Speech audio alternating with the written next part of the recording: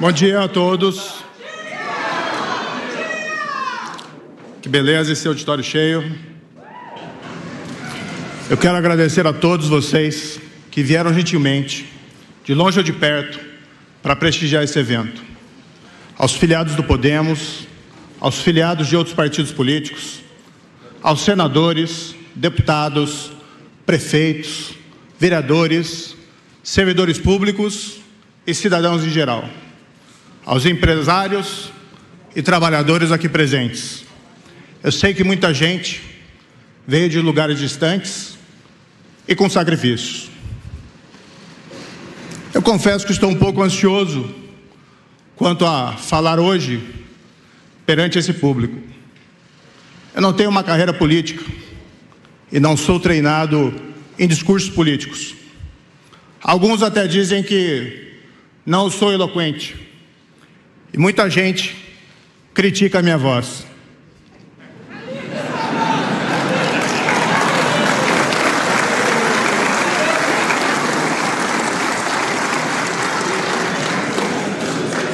Mas se eventualmente eu não sou a melhor pessoa para discursar, posso assegurar que sou alguém em que vocês podem confiar.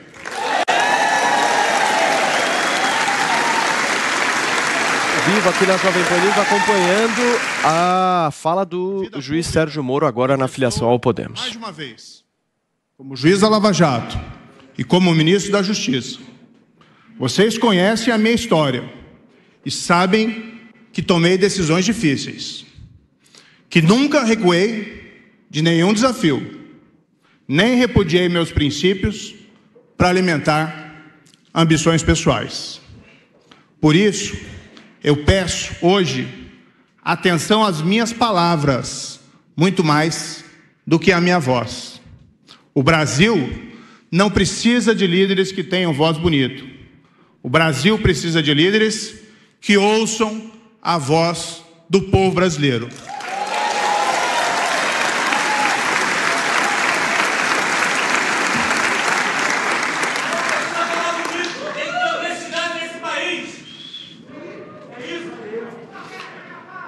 Eu quero contar um pouquinho para vocês sobre a minha história. Eu nunca fui um político. Eu fui juiz por 22 anos e me dediquei a fazer justiça aplicando a lei.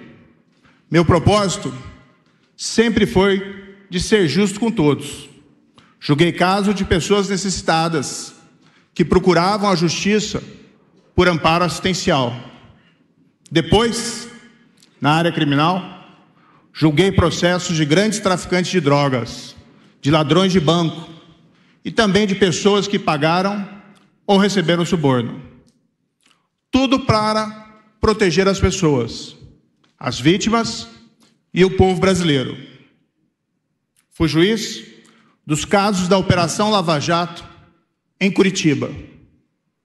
Foi um momento histórico.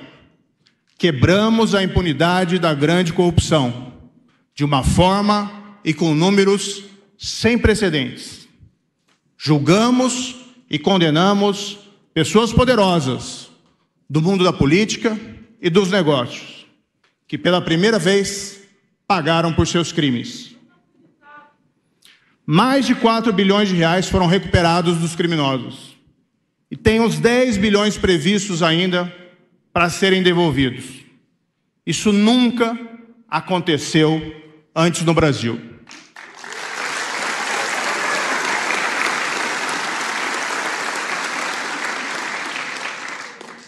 Eu sempre fui considerado um juiz firme e fiz justiça na forma da lei. Na época, todos diziam que era impossível fazer isso, mas nós fizemos. Claro, com grande apoio da população brasileira. Eu, você, nós, todos juntos, mostramos que a lei se aplica para todos.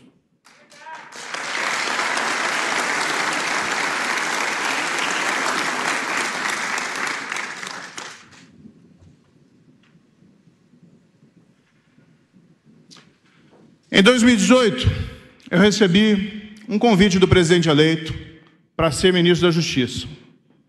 Como todo bom brasileiro, eu tinha, em 2018, esperança por dias melhores.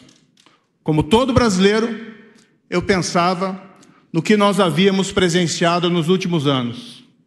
Os grandes casos de corrupção sendo revelados dia após dia. Os pichulecos, as contas na Suíça, milhões de reais ou de dólares roubados.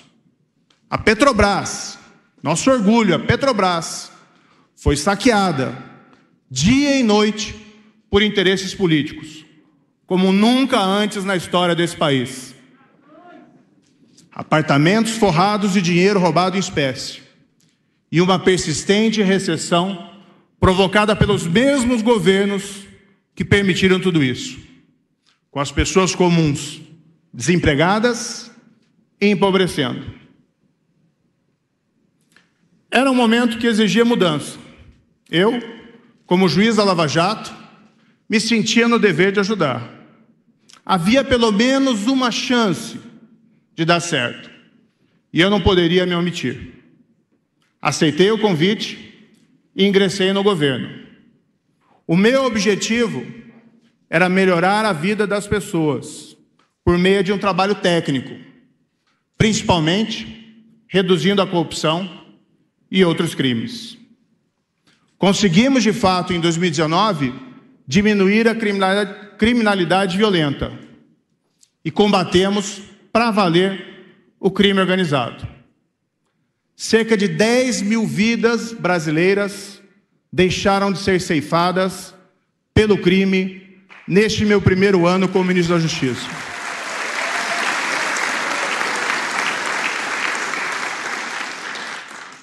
Combatemos com afinco o crime organizado.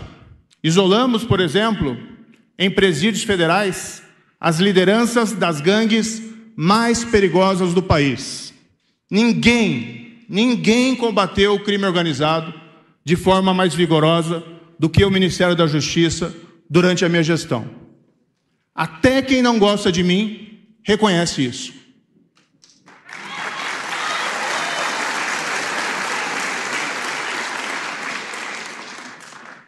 Disseram que reduzir os crimes no Brasil e combater o crime organizado era impossível, mas nós fizemos. O meu desejo era de continuar atuando como ministro, em favor dos brasileiros. Infelizmente, não pude prosseguir no governo. Quando aceitei o cargo, não fiz por poder ou prestígio. Eu acreditava em uma missão. Queria combater a corrupção, mas para isso eu precisava do apoio do governo. E esse apoio foi negado.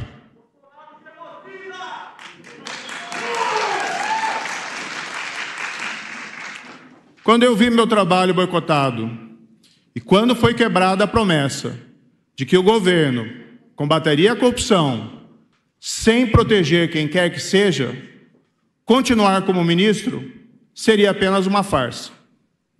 Nunca renunciarei aos meus princípios e ao compromisso com o povo brasileiro.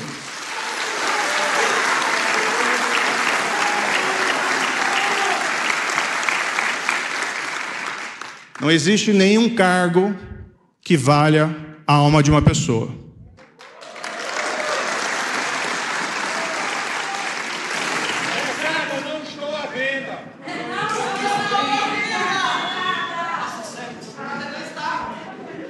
Depois que eu saí do governo, eu precisei, como a maioria do povo brasileiro, buscar um emprego, a fim de ganhar a vida.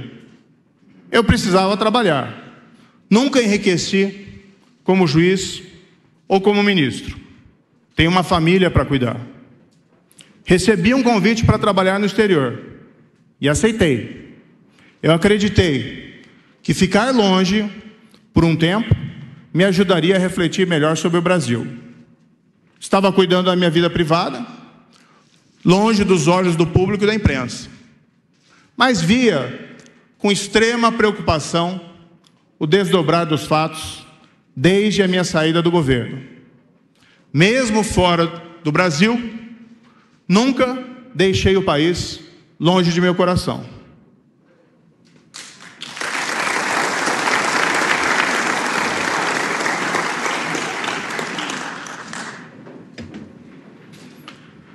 Estamos no final de uma pandemia que afligiu o mundo e só no Brasil deixou mais de 600 mil vítimas.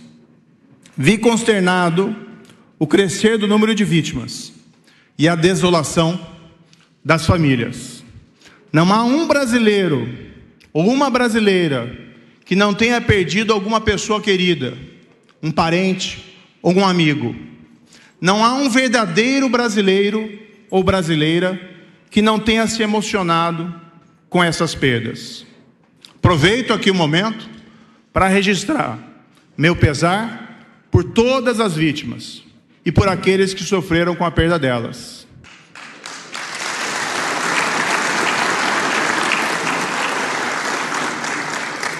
Aproveito também o momento para endereçar minhas homenagens aos médicos, enfermeiros e cientistas, que foram os verdadeiros heróis e colocaram muitos sua vida em risco para salvar a de outros.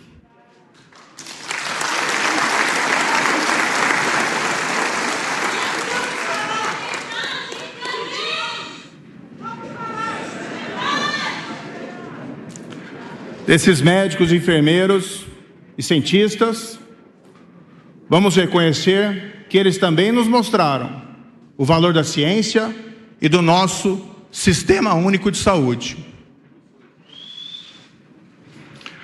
Junto com a pandemia, vimos com tristeza outros flagelos. Escolas sem aulas por falta de estrutura, empregos e negócios sendo perdidos, mercados, padarias e restaurantes de portas fechadas, a pobreza e a fome sendo espalhadas, pais e mães com dificuldades para cuidar dos seus filhos, o jovem e o idoso esperançosos por conseguir um trabalho, encontrando ao revés o desemprego.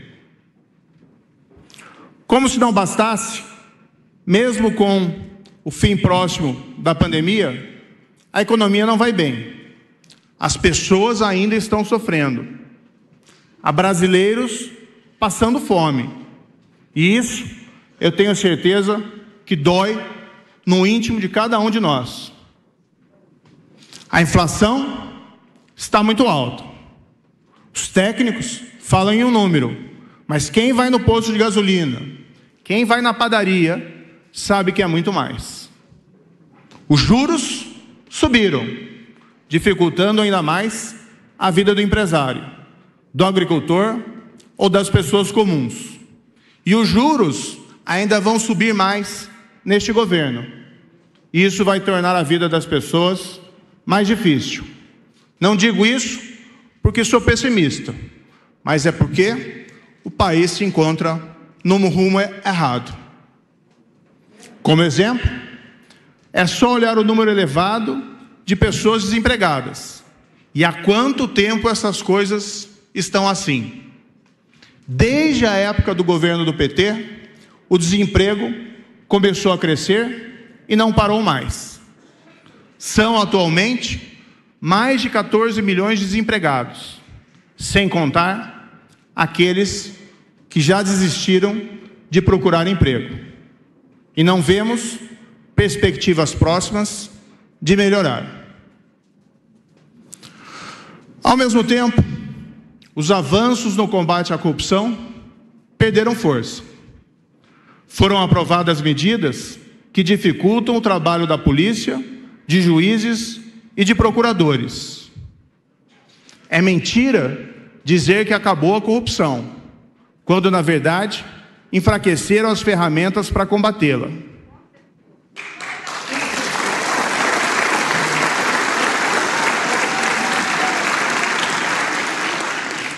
Quase todo dia ouvimos notícias de criminosos sendo soltos, normalmente com base em formalismos ou argumentos que simplesmente não conseguimos entender. O que no fundo a gente entende é que os criminosos poderosos estão escapando impunes de seus crimes e que a lei não está valendo para todos. Fica aquela sensação amarga de que não existe lei, de que não existe justiça. como se a Petrobras não tivesse sido saqueada, como se tudo o que foi feito não tivesse valido, e como se não tivessem importância as manifestações de milhões de brasileiros, vários aqui presentes, ou em suas casas, ou em seus trabalhos, que saíram às ruas em 2015 e 2016, protestando contra a corrupção. Desde que eu me entendo por gente, eu ouço as pessoas falarem que o Brasil é um país injusto, que precisamos fazer reformas, mexer nas leis para que o país melhore, para que as coisas comecem a funcionar, para que as pessoas tenham escolas decentes para seus filhos e hospitais que resolvam os seus problemas, para que a estrada cheia de buracos seja asfaltada, para que as pessoas possam andar na rua com segurança. Mas essas reformas nunca chegam, ou quando chegam, são mal feitas. E o Brasil fica sendo esse país do futuro. E nós nos perguntamos, quando vai chegar o futuro do país do futuro?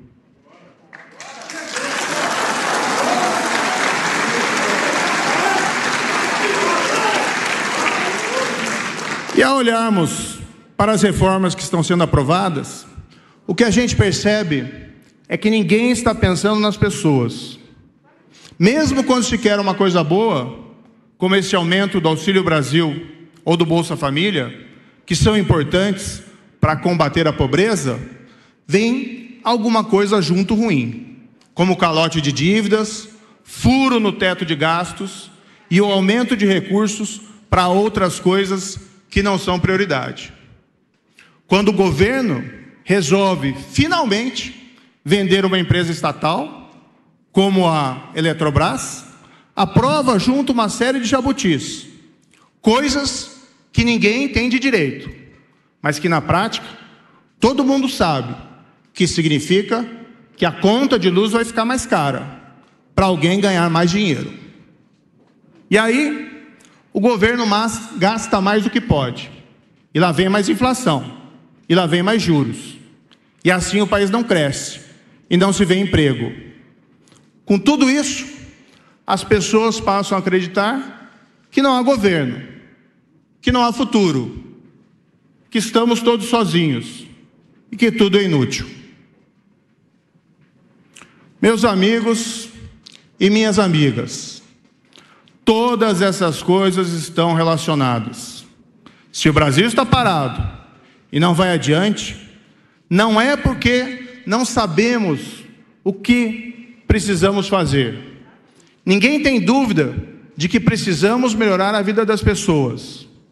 Todo mundo também sabe que quem desvia dinheiro público tem que ser punido e não premiado.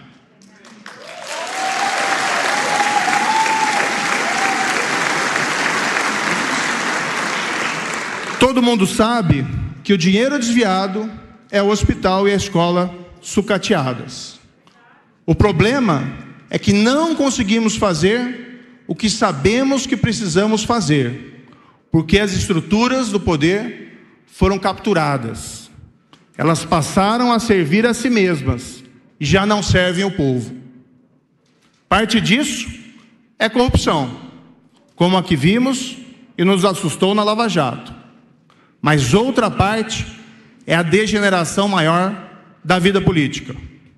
A busca do interesse público foi substituída pela busca egoísta dos interesses próprios e dos interesses pessoais e partidários. É a máquina pública voltada para si mesma. Isso explica porque o Brasil continua sem futuro, com o povo brasileiro sem justiça, sem emprego e sem comida.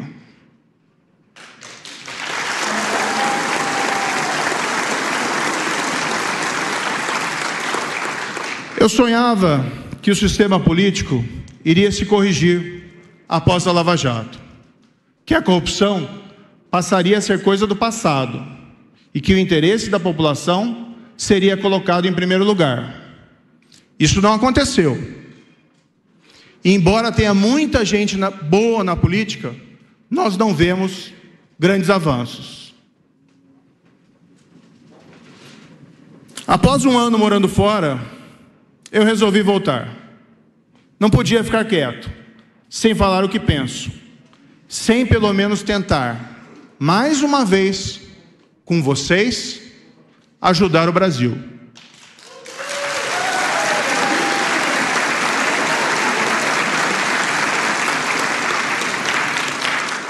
Então resolvi fazer do jeito que me restava, entrando para a política, corrigindo isso de dentro para fora. A gota d'água para mim foi encontrar um estudante brasileiro no exterior, que me perguntou: Moro, é verdade que você abandonou o Brasil? Aquilo, confesso que me doeu. Foi como um tiro no meu coração. Eu não poderia e nunca vou abandonar o Brasil.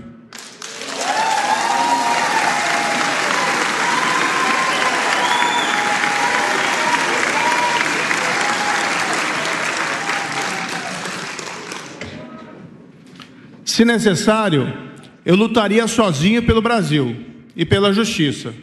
Seria Davi contra Golias. Mas ao ver esse auditório, tenho certeza que não estou sozinho.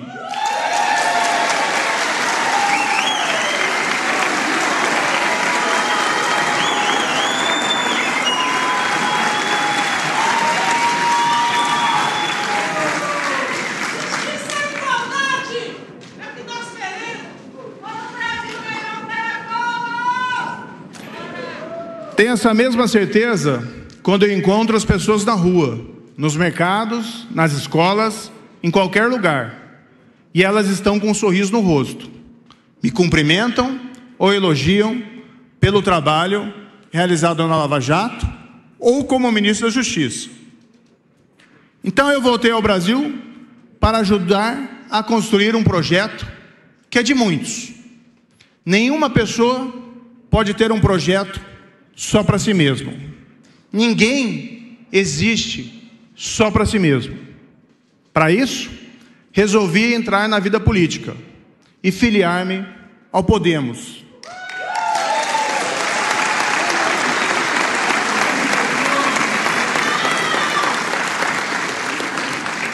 Mas esse não é o projeto somente de um partido. É um projeto de país aberto para adesão por todos os demais partidos, pela sociedade brasileira, do empresário ao trabalhador, por todo cidadão e cidadã brasileira. É o seu projeto. Ele está aí, apenas aguardando o momento certo. Chegou a hora. Queremos construir juntos esse projeto, ouvindo as ideias de todos. Não é só um projeto para reconstruir o combate à corrupção, embora isso seja importante. Ele vai muito além. É um projeto para construir o país. É um projeto de reconstrução de todos os nossos sonhos perdidos. Nesse projeto, não há espaço para o medo. Não há espaço para reações agressivas. Mas também não há espaço para a timidez. Queremos juntos construir hoje o Brasil do futuro. Eu quero compartilhar aqui algumas ideias que eu tenho para esse projeto. Alerto que não é um programa completo. Isso está sendo construído. São apenas ideias de um projeto maior, e esse projeto vai ser formulado junto com os brasileiros e brasileiras. Eu tenho ouvido, sim, especialistas, mas queremos ouvir todo mundo sobre ele. Primeiro, precisamos recuperar a ideia de que vivemos e dividimos o mesmo país, de que somos todos irmãos, amigos e vizinhos. Podemos até divergir em alguns pontos, mas nós temos, como brasileiros, mais pontos em comum do que diferenças. Então, e isso é importante, o nosso projeto é forte, ele é vigoroso, mas ele não é agressivo. Nossas únicas armas serão a verdade, a ciência e a justiça.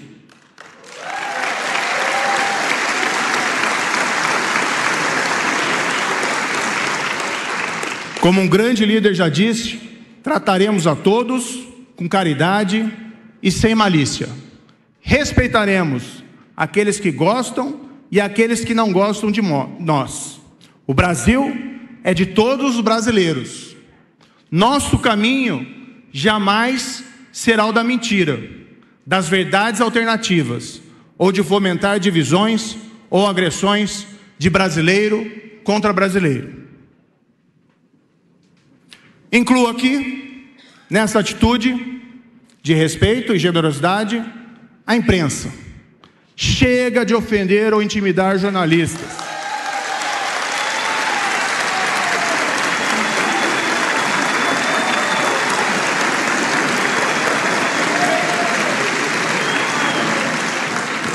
Os jornalistas são essenciais para o bom funcionamento da democracia e agem como vigilantes de malfeitos dos detentores de poder.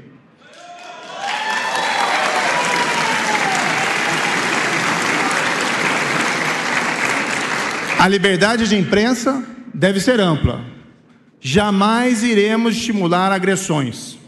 Jamais iremos propor o controle sobre a imprensa social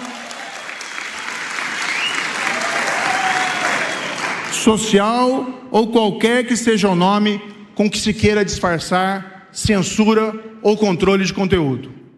Isso vale para mim e para qualquer pessoa que quiser me apoiar.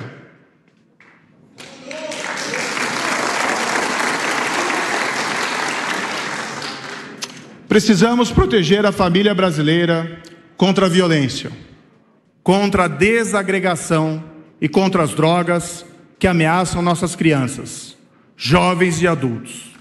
Propomos incentivar a virtude e não o vício, uma sólida formação moral e cidadã.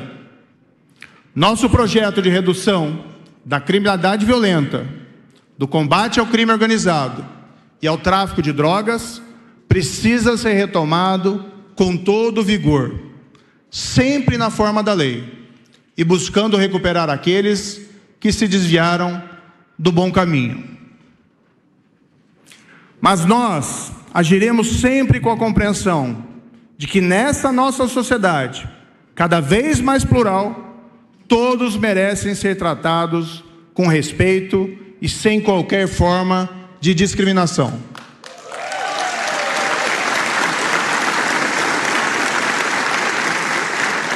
Precisamos de uma sociedade inclusiva, que acolha as diferenças, e precisamos também de uma sociedade que respeite todas as crenças e religiões. Nessa sociedade inclusiva, merecem especial atenção as pessoas com deficiência e as pessoas com doenças raras. Aprendi a admirá-las por meio da minha esposa, Rosângela, com quem sou casado há 22 anos e tenho 2 filhos. Minha esposa é advogada e atende pessoas com deficiência, pessoas com doenças raras e igualmente associações que promovem os direitos delas. Ela me despertou quanto à importância de adoção de políticas que atendam a essas pessoas em suas necessidades e que permitam que os talentos e habilidades delas possam florescer. 11h12, a gente vai continuar acompanhando aqui na Jovem Pan News o discurso de Sérgio Moro. Você continue nos acompanhando. Todo cidadão tem o potencial de se tornar uma versão melhor de si mesmo. E quero dizer aqui que essa é a minha crença fundamental.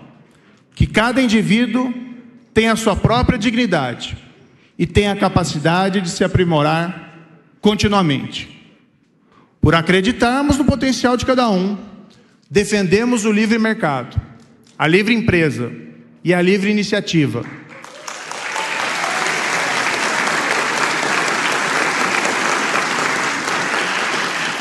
Tudo isso sem que o governo tenha que interferir em todos os aspectos das vidas das pessoas. Precisamos reformar nosso sistema confuso de impostos. Há quanto tempo nós falamos em fazer uma reforma tributária e isso nunca é feito? Precisamos privatizar estatais ineficientes. Precisamos abrir e modernizar nossa economia, buscando mercados externos. O tempo é de inovação e não podemos ficar para trás nesse mundo cada vez mais dinâmico e competitivo. Mas nesse país que compartilhamos, o nosso senso de comunidade impede que adotemos um capitalismo cego, sem solidariedade ou compaixão. O nosso senso de justiça, os nossos valores cristãos, e que são compartilhados pelas outras religiões, exigem que as grandes desigualdades econômicas sejam superadas.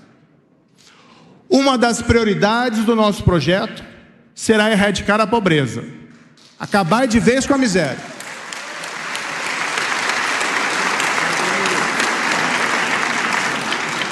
Isso já deveria ter sido feito anos atrás. Para tanto, nós precisamos mais do que programas de transferência de renda, como o Bolsa Família ou o Auxílio Brasil. Precisamos identificar o que cada pessoa necessita para sair da pobreza. Isso muitas vezes pode ser uma coisa simples, uma vaga no ensino, um tratamento de saúde ou uma oportunidade de trabalho. As pessoas querem trabalhar e gerar seu próprio sustento. Precisamos atender a essas carências com atenção específica.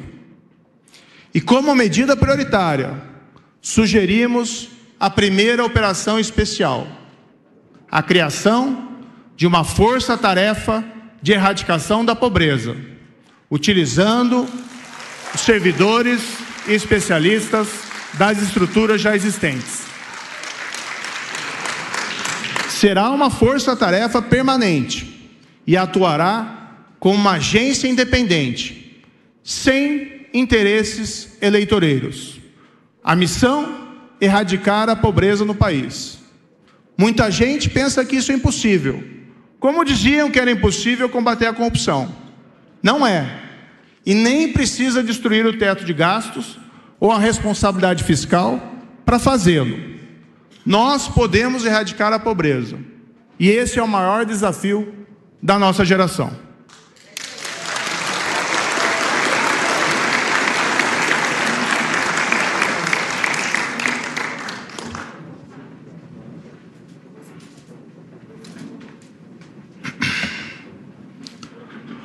Propomos investir na educação de qualidade. Quem vai para a escola pública tem que encontrar ensino da mesma qualidade que o das escolas privadas.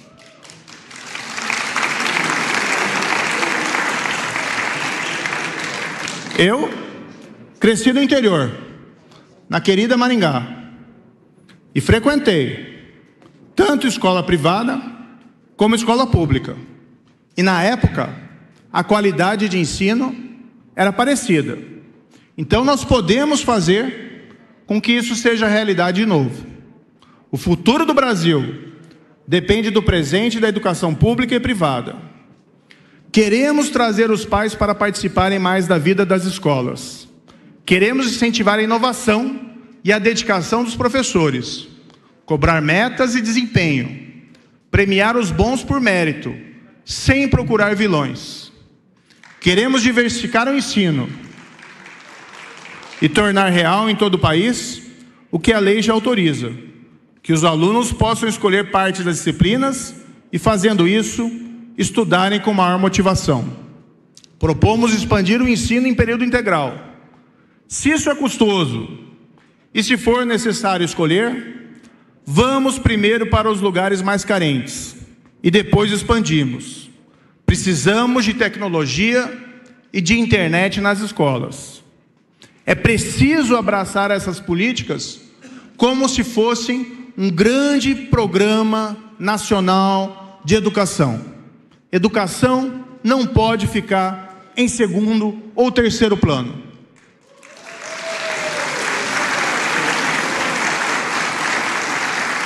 Queremos, como pais e mães, que nossos filhos, que os filhos de nossos filhos tenham um futuro melhor. E isso depende da educação.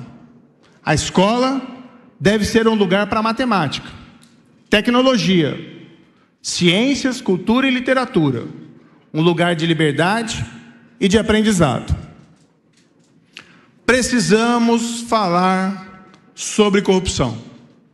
Muitos me aconselharam a não falar sobre esse assunto. Mas isso é impossível. Combater a corrupção não é um projeto de vingança ou de punição. É um projeto de justiça na forma da lei. É impedir que as estruturas de poder sejam capturadas e, dessa forma, viabilizar as reformas necessárias para melhorar a vida das pessoas. É um projeto para termos um governo de leis que age em benefício de todos e não apenas de alguns. Chega de corrupção, chega de mensalão, chega de petrolão, chega de rachadinha.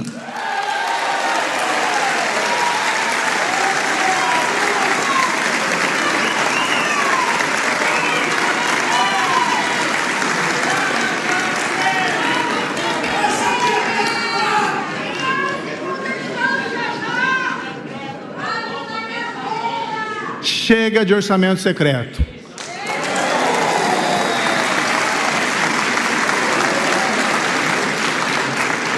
No fim, chega de querer levar vantagem em tudo e de enganar o povo brasileiro.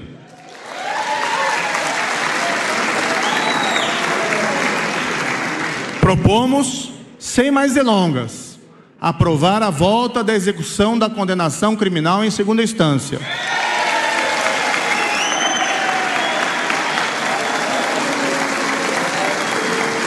Isso. Você que nos acompanha aqui na Jovem Pan, nós estamos ao vivo acompanhando o discurso de Sérgio Moro na filiação ao Podemos. Vamos continuar. Precisamos garantir a independência do Ministério Público, respeitando as listas, e a autonomia da polícia, com mandatos para os diretores. Tudo isso para impedir interferência política no trabalho deles. Propomos ainda a criação de uma Corte Nacional Anticorrupção, como fizeram outros países. Usaremos as estruturas já existentes, convocando juízes e servidores vocacionados para essa tão importante missão. Precisamos cuidar do futuro que vamos deixar para as novas gerações. O Brasil é um país que, historicamente, respeitou e protegeu o meio ambiente. Nós temos a maior floresta do mundo, a Amazônia. Alguns veem a floresta como incômodo. E hoje, nossa imagem no exterior é péssima. Mas a floresta é um patrimônio valioso e precisamos mudar a percepção do mundo a nosso respeito. Precisamos, sim, dar oportunidades de desenvolvimento para quem vive na região da Amazônia, mas precisamos também proibir o desmatamento e as queimadas ilegais. Promover as ações e usar as palavras certas, considerando a população local. O futuro do mundo depende da preservação do meio ambiente para prevenir a mudança climática. O Brasil pode ser não só o celeiro do mundo, com a nossa pujante agricultura, com pequenos e grandes proprietários, mas também a liderança e o exemplo para o mundo na preservação da floresta, no fomento da exploração de energias limpas e na criação de uma economia verde, sustentável e de baixo carbono.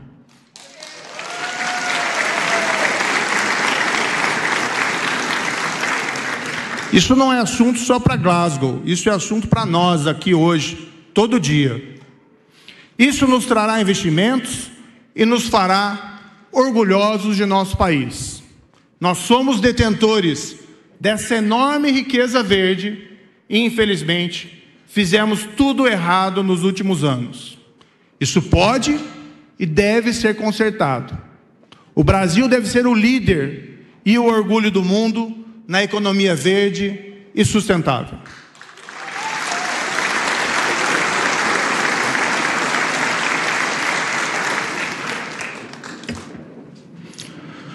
Precisamos cuidar da defesa nacional e de nossa soberania. Vamos sim valorizar as Forças Armadas. O militar não é diferente dos outros. Somos todos brasileiros. Devemos respeitá-las como instituição de Estado e jamais utilizá-las para promover ambições pessoais ou interesses eleitorais. As Forças Armadas pertencem aos brasileiros e não ao governo.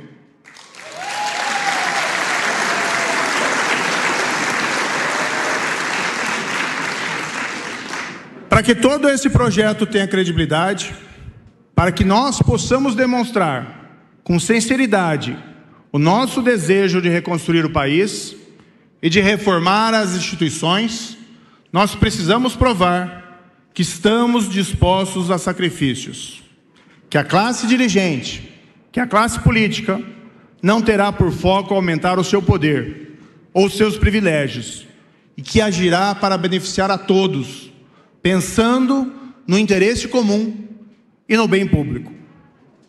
Para tanto, proponho, desde o início, a eliminação de 2 privilégios da classe dirigente: o fim do foro privilegiado,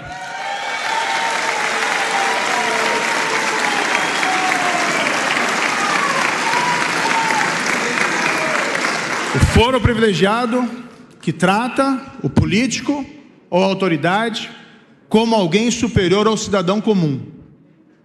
Proponho também o fim da reeleição para cargos no Poder Executivo.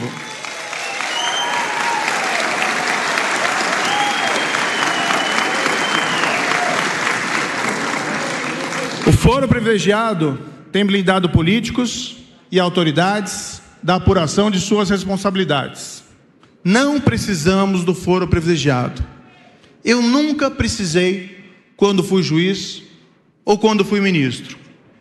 E hoje, como cidadão comum, fico muito bem sem ele. O foro privilegiado não deve existir para ninguém e para nenhum cargo, nem para o presidente da República.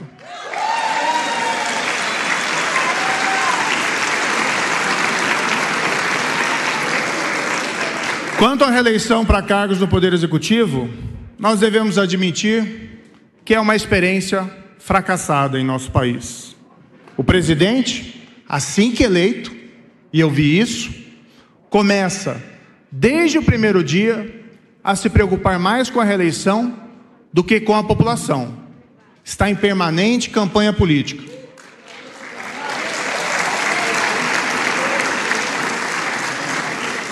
A reeleição ainda tem o risco de gerar caudilhos, populistas ou ditadores, de esquerda ou de direita, pessoas que se iludem com seu poder e passam a ser uma ameaça às instituições e à democracia, seja por corrupção, seja por violência ou ameaça.